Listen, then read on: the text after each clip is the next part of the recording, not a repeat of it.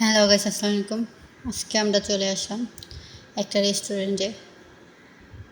আজকে এটা first time ছিল এই রেস্টুরেন্টের খাবার ট্রাই করাটা। আসলে এর আগে এই রেস্টুরেন্টে কখনো আসিনি, এটা ফার্স্ট টাইম ছিল। আসলে আমার রাত্রে যখন ক্ষুধা লাগে, রাত্রে আমি বাহিরে চলে আসি আমার হাজব্যান্ডে নিয়ে খাইতে।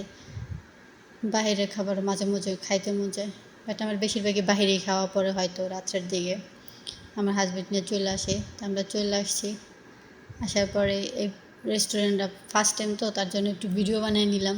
ভালোই, যথেষ্ট ভালো, বড় রেস্টুরেন্টটা। দেন আমাদের মেনু কার্ড চলে আসছে, মেনু দেখতেছি। মেনু দেখলেও কোনো লাভ নেই, আমি জানি, কারণ এখানে সব মালয় ভাষায় লেখা, আমি বুঝি না। আমার হাজব্যান্ড আমাকে বইলাতে এটার মানে এটা, তখন আমি বুঝি এটা। আমার জানা নেই আসলে ভাষা। দেন আমাদের খাবার চলে আসছে এখানে। এটা আমার অ্যাপেল জুস, এটা একটা সবজি, শুটকি দিয়ে একটা সবজি তৈরি করে। দেন ডাব।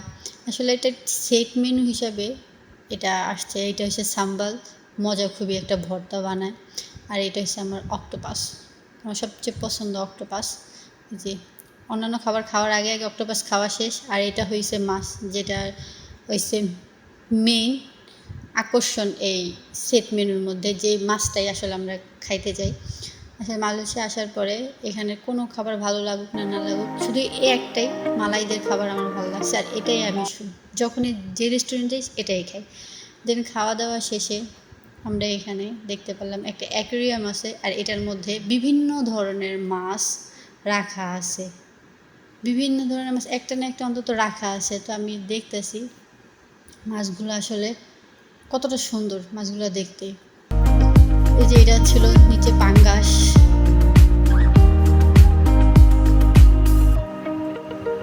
এগুলো কী মাছ ছিল আসলে, মাছের নামে তোমার জানা নেই, এত আমি মাছ চিনি না। এবার দেখলাম, দেখতে সুন্দরই লাগতেছিল, আর মনে হইতেছিল এই মাছটা কথা বলতেছিল। এইটার নাম কি আমি অবশ্য জানতাম, কিন্তু ভুলে গেছি। আপনারা যদি কেউ জানেন অবশ্যই আমাকে কমেন্টে জানাবেন। এটার নাম আমার একেবারেই মনে পড়তেছে না।